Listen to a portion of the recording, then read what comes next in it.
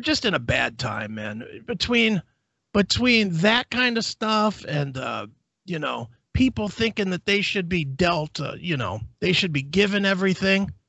You know, it's so out of control, man. I agree. Dude, I want to tell you a quick story about people that think they're out of control. Oh, okay. And it's a story that we've covered over and over, but it's an actual, I have a hands-on story this week. All right. I was so annoyed yesterday that I really wanted to go in with my Unabomber belt and just blow this fucking store up. I wished I would have had one. All right. Because I was just infuriated. So as you may or may not know, I think you know, but the fans may not know. I had that problem. I told the story about my car getting all fucked up. Yeah. Your hood flew up and it affected your fenders and everything. Right. Well, I finally got my car fixed. You know, it took this long to get my car fixed. Yeah, it's been what, 2.5 months? Yeah, it took a long time before I could find a fucking place that would do it and, you know, do it within the estimate and blah, blah, blah, blah, blah. So I finally got it fixed, and I picked it up yesterday, I guess it was. Picked it up yesterday. So on the way back, it's like 2:30, 3 o'clock, whatever time, I swing over to the local McDonald's in Twinsburg just to get a sandwich. And I'll tell you exactly what I ordered. I ordered a McChicken sandwich and a large fry and a Fanta soda, medium Fanta. That's what I ordered. So real difficult order, right? 3 things. So now keep in mind, these are the people that want 15 a fucking hour. I'd go through the drive-thru to pick this up. I come through, I make my order. First of all, and it shouldn't bother me, but it does. Maybe it's because I own a business. Maybe it's just because I'm old-fashioned. But the girl that takes the order couldn't be more cunty if her name was Cunt Cunterson. I mean, just what can I get you? And I tell her my order. No, okay, no, thank you, nothing. It's just pull forward $8.32 or whatever the price was for the show. Right. So I'm like, all right, cool. So I pull up. Now this McDonald's, this McDonald's in Twinsburg has 3 windows. Has the pay window, has a pick up your shit window, and then if it's going to take a while to be cooked, then it's go to the second window to pick up your shit. Get out of the way window. So you don't block up the drive-through. Yeah, it's the get out of the way window. Yeah, of course. And so I'm like, okay, cool. So I go up to the first window, roll down the window. It's 100 fucking degrees. So I don't want to roll down the window for any longer than I have to, you know, because it's fucking hot. It was hot yesterday. Yeah, it was over 90 yesterday. Yeah. I say I roll down the window. The girl looks at me. I go, hey, how you doing? Flat nothing, just nothing. Like, all right, here's my card. Hand her my card. Dummy Dummerson can't figure out how to fucking run a fucking credit card. Runs it once, doesn't work. Runs it twice, doesn't work. Runs it a third time, doesn't work. Comes back to me and goes, your card isn't working. I'm like, no, it's working. I just paid for something with it 5 minutes ago because I just paid for my car with it. So she gives me that, that fucking thing. Yes. And then she takes the card back, runs it. Miraculously, this time it works. Yeah, she turned it back the other way where the strip actually went through the slot. And that's the only thing I could think of too, is that she was too fucking stupid to know how to run her own fucking machine. Yeah, she ran the wrong end of the card. Yeah. So she hands me the receipt and the card. No, and again, I know I'm being a picky asshole about this, but it bothered me. No customer service at all. No, thank you. No, thank you. No word, nothing like that. No, have a nice day. She literally said, here. Here. It's like, all right, fine. So I pull up to the first window, or the second window, the first pickup window, to which I'm immediately hit with, here's your drink, pull forward. Not, would you mind pulling forward, or sorry, it's going to take a couple extra minutes, or nothing. Different girl, same shitbag attitude. Right. Here, pull forward. Yeah. Now, I want to go back just for a second to remind you that this was at like 3 o'clock. It's not during lunch hour. It's not lunch rush where they're trying to get a million orders together. There's literally no cars behind me. But she hands me this shit and she says, pull forward. I was like, look in my mirror. There's no one behind me. I'm like, all right. So I pull fucking forward and I sit there for 10 minutes. Now, again, my order was 1 McChicken, medium fry, medium drink. Well, what they probably are doing is they're trying to cut down on food costs. So they probably had to throw some fries in the fryer, and they probably had to get the McChicken out of the freezer and throw one into the fryer. Maybe so. But yeah. Still, 10 minutes I'm sitting here waiting for this shit. I have my medium Fanta. I don't have my McChicken or my fries. 10 fucking minutes go by. A girl comes up to this window and goes, what did you order? I'm the only customer here. Like, you can't keep track of one order. I'm like, what do you, and this is when I got mad. I was like, what do you think I ordered? Uh-huh. And she's like, were you the McChicken? And I was like, yes, I was the fucking McChicken. Yeah, I'm the only one here. Yeah. So she goes, oh, okay. And then she runs back to the other place. Another 5 minutes goes by. And then she brings me my bag, hands me the bag. This one at least apologized and said, sorry for the wait. Yeah. Hands me the fucking bag, closes the window. I set the bag on my seat. When I set the bag on my seat, I was like, you know what? I know this is fucked. I know it's fucked. So I pulled into a parking space and I looked in the bag. And sure as shit, it's a bag with no McChicken in it, just the fucking fries. And I've now invested 20 fucking minutes into to get this fucking food. So I pull back around. I should have just taken my loss. It's $8 fucking. I should have just fucking said, fuck this. Yeah, but the main thing is you wanted the sandwich. I'm sure you could have done without the fries if you. Yeah. Yeah.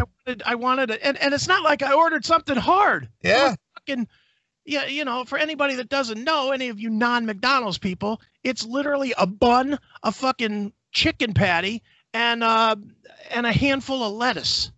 There's nothing else on this fucking sandwich. So I pull back around and I say, I didn't get my McChicken. Well, I need to see your receipt. I'm like, I'm showing you the fucking bag. Yeah, but did you eat it on your way back around? Is that the deal? Yeah. Do you not remember me from like 8 seconds ago? You know, because I was the only customer in line then, and I'm still the only customer in line now. She goes, oh, okay, pull forward. So I pull forward, and I swear to God, the lady comes to the fucking first window and goes, I need you to pull forward. And I was like, no, I'm not fucking pulling forward. Get me a fucking chicken sandwich. Get me a chicken. And I literally, at this point, I'm dropping F-bombs and everything because I'm fucking mad now. It's like 25 fucking minutes. It took you almost a half hour just to get a fried chicken and a handful of fries. Yeah. So finally, I get my fucking sandwich and I pull out, and you know, I'm eating the sandwich in the car. I take one bite out of the sandwich. It's cold in the The fucking sandwich is cold. Yeah, I told you they took it right out of the freezer. 30 fucking minutes. They couldn't cook one goddamn sandwich. Oh, I was so fucking pissed. So there. So and these are the fucking fine folks that want 15 an hour. Yeah. You know, and people are probably right. They probably used that chicken patty as a urine cake for a little while or something, just because I was being a dick. But too bad. I'm fucking pissed.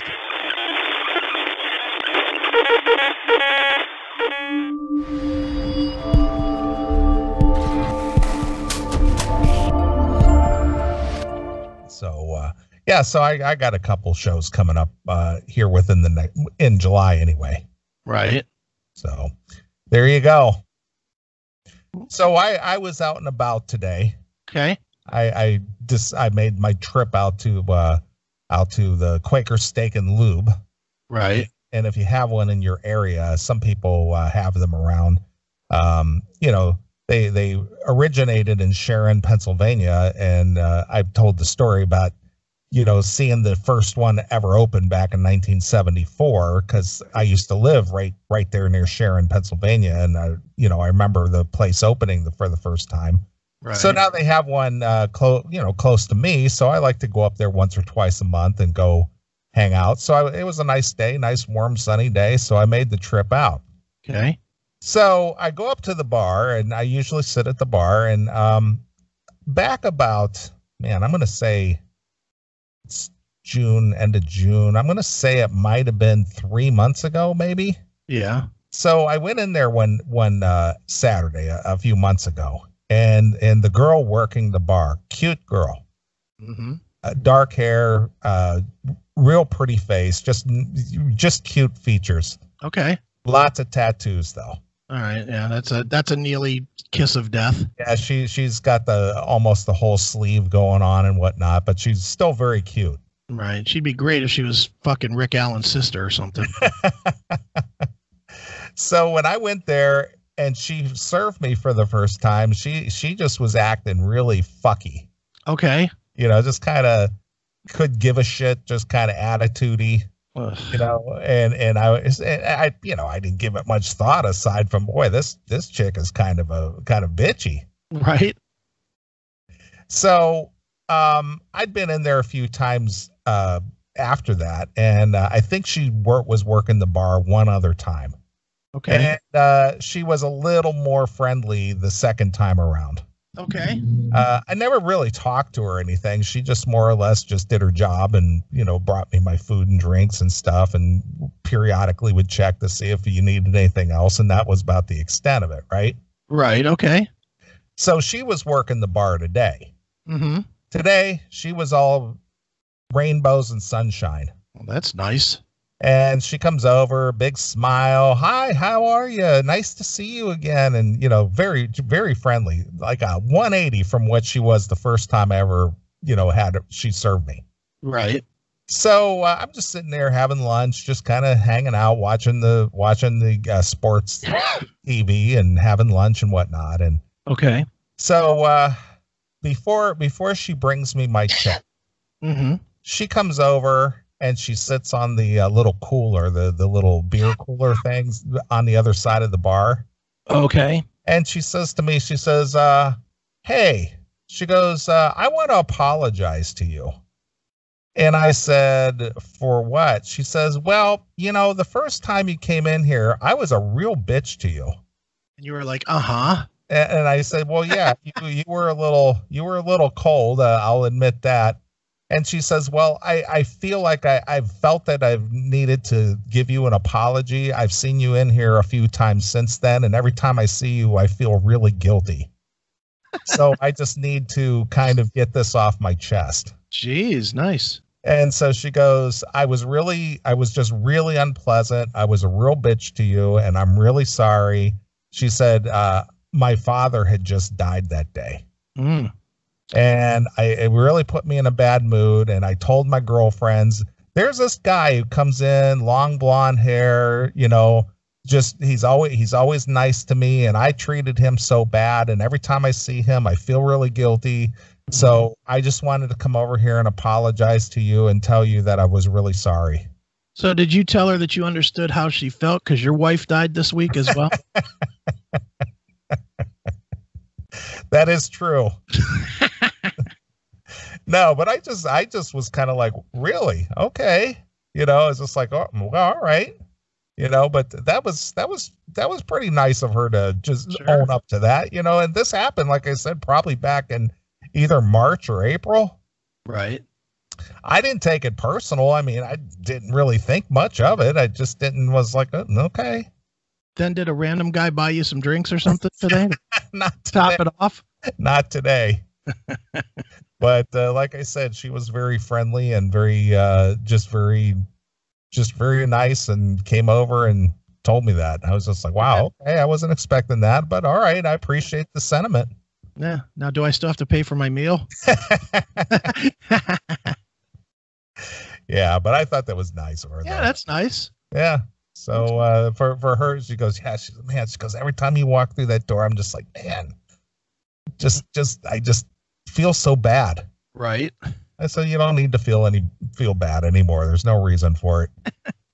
That's funny. Yeah. Now come over here and sit on my lap. Yeah, no kidding. Tell me all about it. Yeah, make me feel better. Since you wounded me, since you wounded my feelings, make me feel better. I was very hurt, and I find it difficult to even come here anymore. Yeah, but I guess if you just stroked me off with your crayon colored arm, it'd be much better. Exactly. So there's another strange occurrence again. Never fails with you, dude. It doesn't. You literally never, and as many times as I've gone out with you, different places or whatever, there's never a time that it's just, okay, well, sit down, eat a meal, pay the bill, and leave. Never happens with you. Yeah, it doesn't. Never. It's so odd. Yeah, it's really weird. I attract some weird attention, I guess. Yes, you do. Yeah, well, speaking of attracting attention, you threw out that whole losing my wife this week. Yeah. that whole Dog the Bounty Hunter, that Beth Chapman passing away this week was bizarre. Wasn't it? Yeah, I'm getting texts, and I'm getting Twitters, and of course, the people that you told me was making comment on the mines and exactly. It's like I'm the first guy you thought of when you heard that Beth Chapman died. Dude, and the volume of it was crazy. There was easily, I would say, if I counted them all up across all the platforms, there's probably about 100 of them. 100, and it was all the same joke. Of course. Thoughts and prayers. Condolences. Hope Neely's okay. Yep. Blah, blah. We get it. That's too funny. Was. Just whatever. Hey, as long as they're thinking about the show, that's good with me. Yeah, absolutely.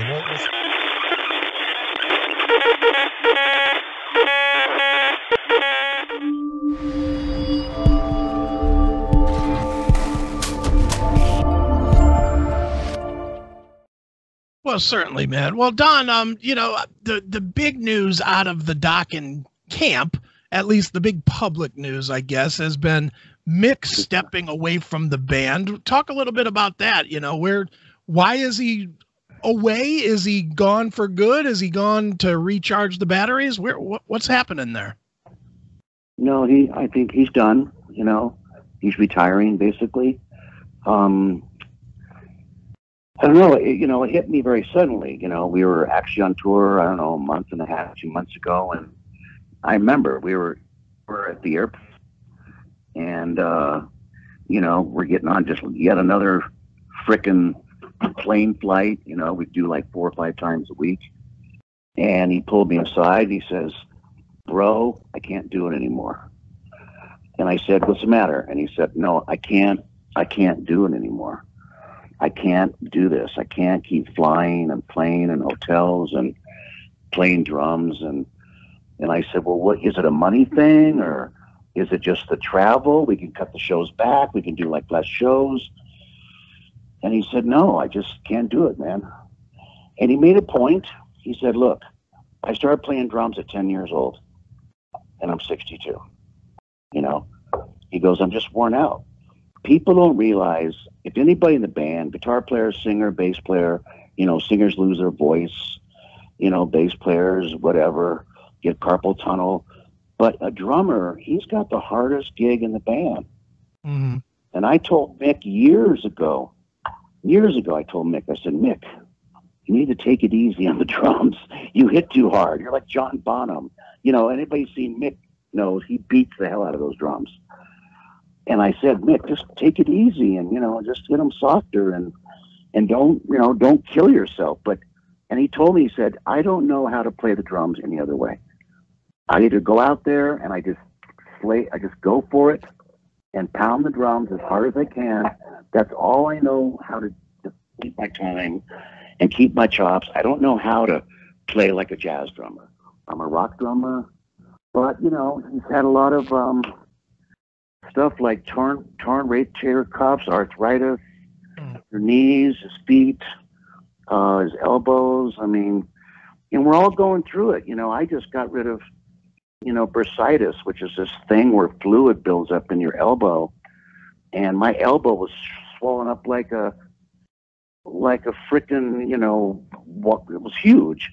I went to the doctor and I said, what's wrong with my elbow, man?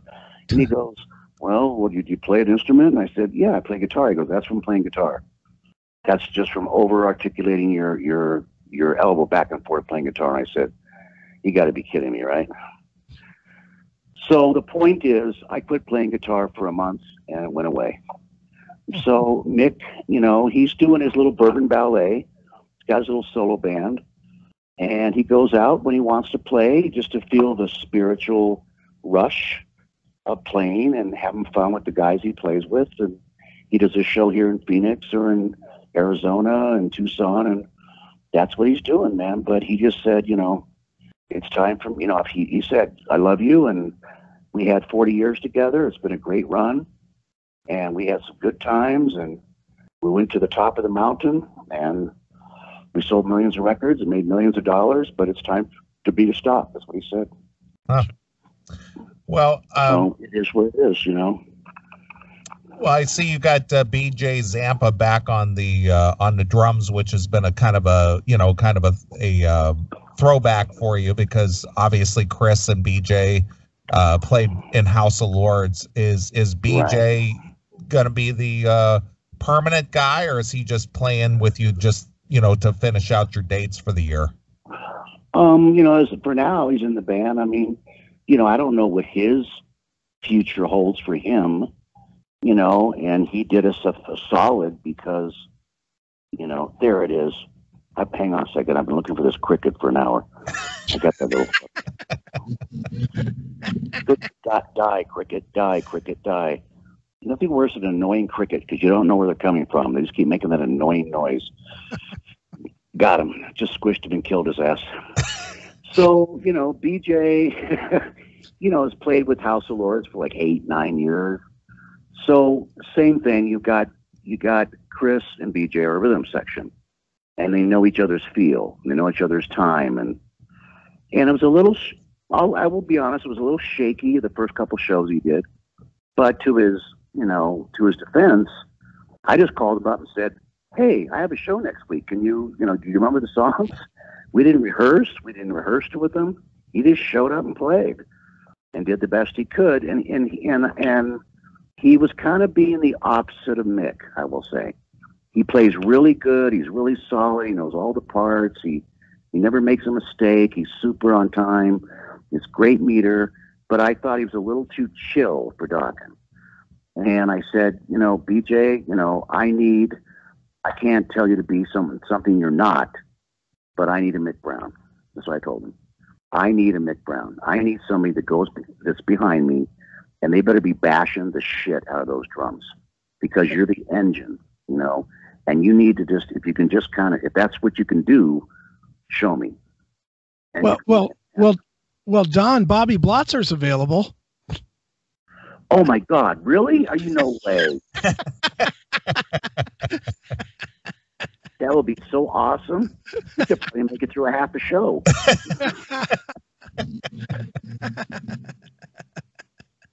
Well, Bobby, you know what? And no offense to Bobby, God bless him, and he did some great drumming on the Rat albums, but he's not a hard hitter. You know, he's not Mick.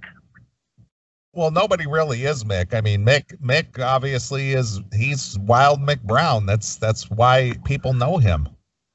Right, he's Wild Mick for a reason. And I told him, just try to take it easy and not beat yourself up so much every night. But he said it really wasn't the drumming, I think, as much as just like you see, look at our tour schedule this year. We've done, 40 shows? Yeah, you've done a lot of shows. Oh, my God. And we still got another 20 to go. He goes, I'm just burned out, man. I'm just toast. I'm just burned out. I'm tired of being on a plane. He said the plane kicked his ass sometimes worse than playing. But the truth is, when he came to the airport, we were standing there talking, and he said, what did he say? He said he had a scary moment a couple shows before he quit. And he said, I had this out-of-body experience while we were playing. And I felt like I was out of my body watching myself play. And he said, and then I went back and I looked at you and you turned around and looked at me, and he said, and my arms felt like they were lead. I just couldn't lift my arms at the cymbal. I just felt like I weighed 1,000 pounds. And I thought, oh shit, I'm having a heart attack or something. So it really scared him. After the show, he said, that was a really weird experience. But he went to the doctor. He had, full physical. Everything's fine. But he thought he was having a heart attack, I think. And he just said, no, I'm fine. But it kind of just put the fear of God in him, I think. And he just thought, this is not what I want to do, the rest of my life. So you look at his, Facebook. He's riding his Harley and playing in Bourbon Ballet and having fun and enjoying his life. And I don't think any musician would want to play until they just drop dead. Who wants to? I mean, there's music. We can all name a dozen musicians that are in their mid 70s still doing it. But is that what I'm going to be doing? Probably not. Well, what keeps you going, Don? I mean, you've had a pretty rigorous tour schedule the last couple of years, and every time I see more and more dates popping up here, I'm just like, wow, you and the boys are going at it pretty hard this summer. So, what keeps you going? Do you still enjoy it? I mean, obviously, I've hung out with you many, many, many, many times, and I enjoy watching you guys get together and perform out there. Has it become a drudgery at all for you yet? Yes. How's that for a nice fucking fancy answer? Look, I do say I'm going to own this, and I would say it's 22 hours of hell for 2 hours of glory. Once I'm on that stage, once I put my guitar on, and I tune the guitar, and John puts his guitar on, and I put my guitar on, and Chris has got his bass on, and we're in the dressing room, and the tape's rolling, and you hear the people starting to scream, and then all of a sudden the adrenaline kicks in and the endorphins, and I'm like, let's go out there and kill it, guys. Let's go out there and just kill it. And I do. We go out and we kill it, and we go out, and then the show's over, and then we come off the stage, and then it's a little different now. The old days in the 80s, I mean, Jeff and Mick and Joe, they're all, they go back to the hotel room and break out a bag of cocaine, but those days are gone, but now it's like we all walk off stage and go back to the dressing room and we just collapse on the couch. We're exhausted because, think about the 80s and the heyday of Dawkins. We were in our 30s, we were young and we were pretty fit. We were skinny. We weren't getting stomachs, and everything was great. I wasn't getting fat. It was like everything was great. But then you hit 60, and all of a sudden, I don't care what you do. It takes its toll. It just takes its toll. But then I look at the Scorpions, and I saw them a few months ago. They were amazing, and of course, you got Mickey D, but he's a lot younger. He's in his 40s, I think, or maybe 50. And those guys are all over 70. And they're still bringing it. So I could be doing that. We could be a Scorpions and keep going into our 70s. I just don't know what the future holds. This next record, I think, will be a test to see if people care. and if the record sells and people, you know, dig the record and keeps us going. But I really, honestly, guys, I wish I could make some fancy, you know, yeah, man, we're going to do it forever. We'll drop dead on stage. I'll be on stage playing, singing, and I will just drop dead. Now, that was more of a Lemmy Kilmister kind of thing. Lemmy always said, I hope that when I die, I'm on stage right in the middle of the song and playing the Ace of Spades and I drop dead.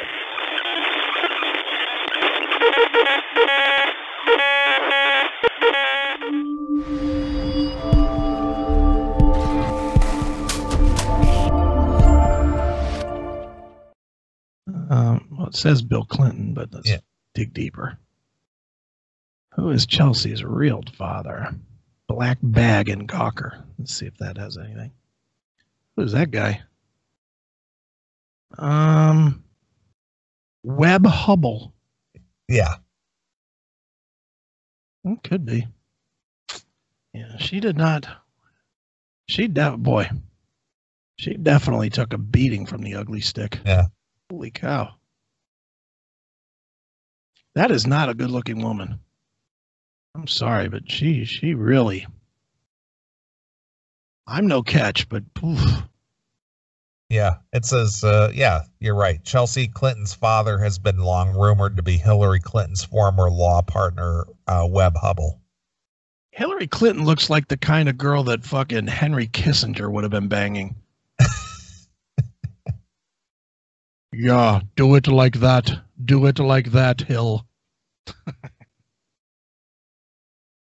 It could be. People are putting the pictures in the chat room now. Could very well be. I don't know. She's ugly like Hillary, though. I think she's Hillary's. Well, no. She's got to be Hillary's. What am I thinking? She's not Bill's. I'm a fucking idiot. It's like the blonde who found out she was pregnant. Yeah. I wonder if it's mine. What a dumbass I am. I wonder if it's Hillary's. What the fucking... Yeah. Presidential paternity cover-up. Bill Clinton confessed he's not Chelsea Clinton's real father. Aide claims. Oh, good one, PC. PC picked one. Who's uglier? Chelsea Clinton or Amy Carter? Boy. That's well, fine. They're both Democrats, so that just automatically makes them ugly. Amy Carter. Oof. Oh boy, she did not age well. Oh no. My God, she looks like a lesbian gym teacher. Let me put that picture in the chat room here. Yeah, I'm looking at a picture too. Whew. There we go. In the chat we go. Amy Carter. There you go. Whoa. What happened? Not that nothing happened. She stayed as ugly as she was as a kid. Right. Wow. My goodness. So what would you go, Chelsea Clinton or Amy Carter? My God, suicide. Think I'm going Chelsea Clinton. Who would you go? Over Amy Carter, really? I think at least the picture I'm looking at here in the chat room, I think I'm going Hillary or Chelsea Clinton. Chelsea Clinton's uglier. No, I'd rather fuck Chelsea Clinton. Oh, yeah. That's I thought you were saying Chelsea Clinton was uglier. No, I'm saying Chelsea Clinton is more doable than that. Right. My God. She looks like the assistant gym teacher in Porky's.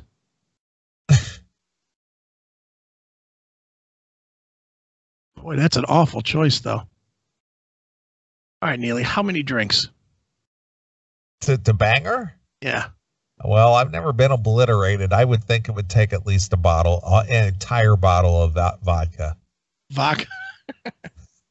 Entire bottle. What about Chelsea? Half a bottle. Half a bottle? Yeah. What about Michelle Obama? Oof.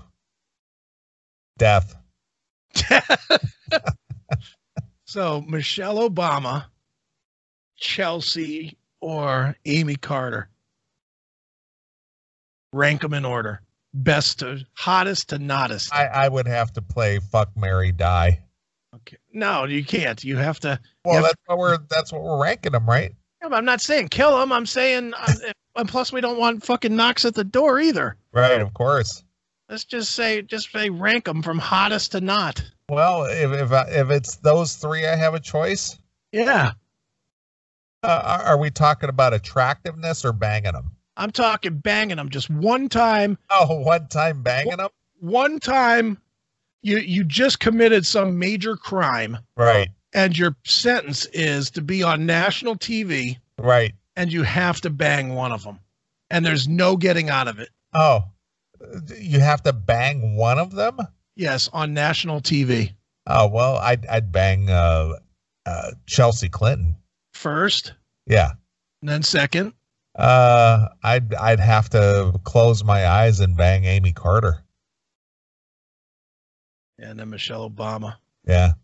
See, I would probably take Michelle Obama in the 2-hole if I knew there was a 2-hole. But because I'm not sure if there's a cock there. Right. That makes you almost have to consider that in the 3 spot. Of course. Just because you might take down the granny bloomers and find a cock. There might be a wang there. Yeah, there might be fucking a swinging dick and some balls. Exactly. Boy. Okay, here now let's take this even further. All right. Now we're going to go to 4. Chelsea Clinton, Amy Carter, Michelle Obama, Barbara Bush. Barbara Bush? Barbara Bush. Now or before she died? Now she's dead. But we could go with now.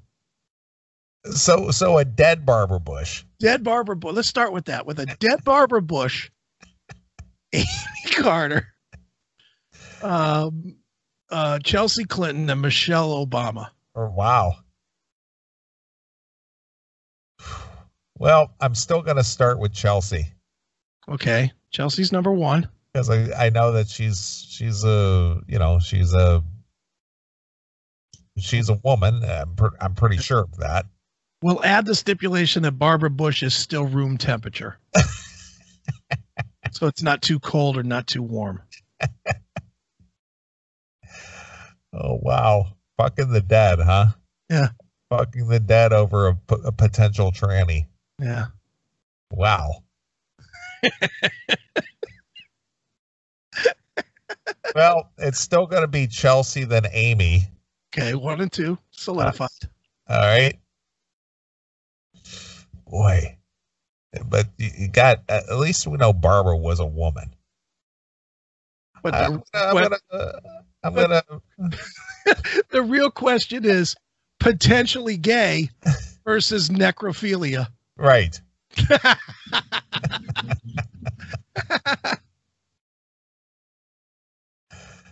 Yeah. So it's gonna be Chelsea, Amy, Barbara, and then So you'll take the death over potential gayness. Yeah. So I might go I think I got to go the other way. I think dead is just off the table. It is off the table. It's just I think I gotta go with Michelle Obama in the 3 spot. Okay. Because that's a terrible, terrible choice. Yeah. That's on the same level as which one of your kids do you want to kill? You know, it's really in that fucking vein there. What a bunch of choices. I know. See, this is where your mind goes when you're watching too much TV. I guess so. And whoever put the picture of Jenna Bush or the Bush daughter, the one Bush daughter is hot to me. She is hot. The blonde one? Yeah. I've always thought she was hot. I don't know what her name is. Is that Barbara or Jenna? Well, they're twins, right? Yeah. Well, they don't look like twins. But they are twins, right? The Bush daughters. I think they're twins. I think so, but there's only one I think it's Jenna that's the hot one. Whichever one is the blonde one is the one I think is pretty good. Now, she definitely is way hotter than any of these other ones. Okay. Michelle Obama, Barbara Bush now, Lady Bird Johnson now. Wow. Well, that's just a skeleton. Okay. So and Barbara Bush is probably just a skeleton at this point too. Possibly. So you can fuck one of two dead hips or Michelle Obama. Well, I guess I'm just gonna have to go with Michelle. You would take Michelle Obama. Yeah, I think I might have to on those three choices. If that was a have to. Yeah.